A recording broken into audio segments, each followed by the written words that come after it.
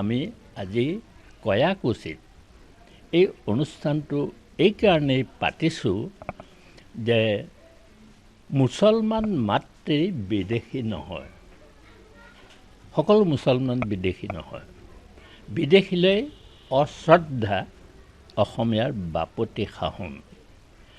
জাকত জিন যোৱা বিদেশীলৈ শ্ৰদ্ধা সিও আমাৰ বাপতি সাহোন।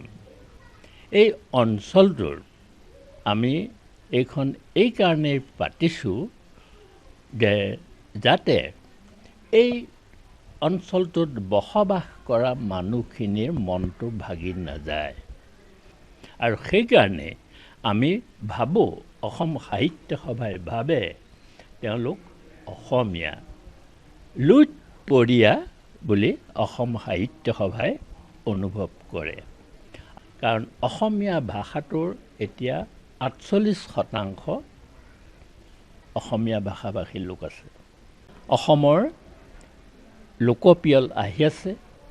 এইবাৰ চৰ চাপৰিবাসীয়ে যদি সহযোগ নকৰে, অসমীয়া লোক ছেকেণ্ড ৰেট চিটিজন হোৱাটো শতকৰা 100% খাটাং। আজি ইয়ালৈ আহিছোঁ, তেওঁলোকে আমাক কৈছে আমি কেতিয়াও ব নেলেখোঁ, অয়ে লিখিম। গতিকে এইটো এটা অসমীয়া জাতিৰ বাবে আমাৰ এটা বৰ ইতিবাচক দিশ।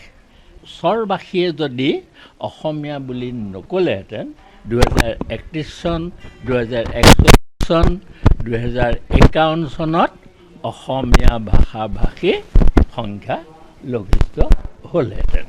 অহা যিটো চেঞ্চাছ, সেইটো হৈছে আমাৰ মূল লক্ষ্য। আজি ইয়ালৈ আমি আহিছোঁ, আমি আশা কৰিছোঁ ইয়াৰ সকলোৱে কেতিয়াও ব নেলেখে, তেওঁলোকে অসমীয়া ভাষা বুলিয়েই নিজৰ পৰিচয় দিব। আমাৰ লক্ষ্যটো হ'ল আমি যাতে কোনো অসমীয়া জাতিটো যাতে ছেকেণ্ড ৰেট চিটিজন হ'বলৈ নাযায়। বড়ো জনগোষ্ঠীয়ে তেওঁলোকে কেতিয়াও অসমীয়া বুলি নকয়, বড়োৱে ক'ব, নহয় নহয়, মিচিঙে মিচিং বুলি ক'ব। এই চৰবাসীয়েহে অসমীয়া বুলি ক'ব। যিখিনি চৰ অঞ্চল আছে তেওঁলোকৰ 100খন স্কুল আছে, মোৰ ইয়াতে সোমাই আছে, কোনেও স্কুলত কোনো ফেইল কৰা নাই। আচৰিত কথা।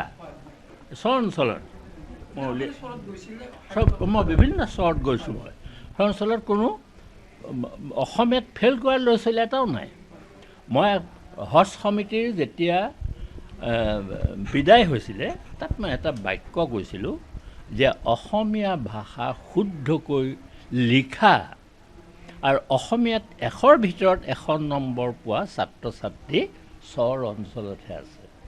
আৰু এটা কথা মন কৰিব, কম বহুতেই কম। অসমীয়াত ফেইল কৰা লোকৰ সংখ্যা কম, বেছি মানে শিৱসাগৰ জিলা যোৰহাটত অসমীয়াত ফেইল কৰা ল'ৰা ছোৱালী বেছি, কিন্তু চৰ অঞ্চলত এটা ল'ৰা ছোৱালীও, মোৰ ষ্টেটিষ্টিক্স আছে, মই এনেই কোৱা নাই, কোনো অসমীয়াত ফেইল কৰা নাই।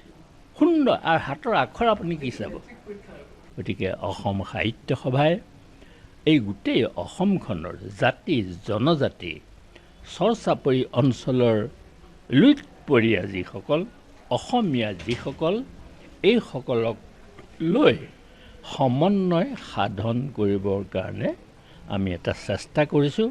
কিয় ৰাজনীতিয়ে সমাজখন ভাঙি থান বান কৰে আৰু অসম সাহিত্য সভাই হ'ল সংস্কৃতিৰে সেই ভগা হাড়বোৰ জোৰা দিব লাগে বুলি অনুভৱ কৰি আমি কয়াকুছিলৈ আহিছোঁ। গতিকে সেইটো বিষয়টো লৈ পেলাই মোক সামাজিক মাধ্যমত হেনো এই চৰ অঞ্চলতে ঘৰ এটা সাজি থাকিবলৈ ক'লে। বুজিছে নাই? সেইটো একো নকওঁ, কাৰণ এইটো মোক গেঞ্জিত লগা ধূলি বুলি মই জোকাই দিলোঁ। গতিকে আমি ইয়ালৈ অহাৰ মূল কাৰণটো হৈছে সেইটো, আমি সকলো শান্তি আৰু সম্প্ৰীতিৰে বসবাস কৰিব খোজোঁ।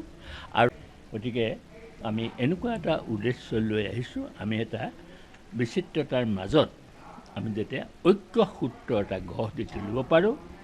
এখন অসমখন যদি আমি এখন ফুলনি বুলি ধৰি লওঁ, তাত যদি এটা ৰঙৰ ফুল থাকে, সি কাকো আকৰ্ষণ কৰিব নোৱাৰে। ইয়াত বিভিন্ন জাতি জনগোষ্ঠী আছে, বিভিন্ন ৰং তাৰ মাজত আছে। সেইটোৱে হৈছে বিচিত্ৰ ৰূপ। সেই বিচিত্ৰ ৰূপটোৰ মাজতে আমি ঐক্য সূত্ৰডাল বিচাৰি উলিয়াব লাগিব আৰু সাংস্কৃতিক বন্ধনেৰে আমি বান্ধ খাই থাকি আমি নিজকে অসমীয়া বুলি পৰিচয় দিবলৈ আমি যত্ন কৰিব লাগিব, যিটো এই চৰ চাপৰিবাসীয়ে কৰিছে। যিকোনো খবৰৰ বাবে যোগাযোগ কৰক আমাৰ এই নম্বৰত 9181 307 221।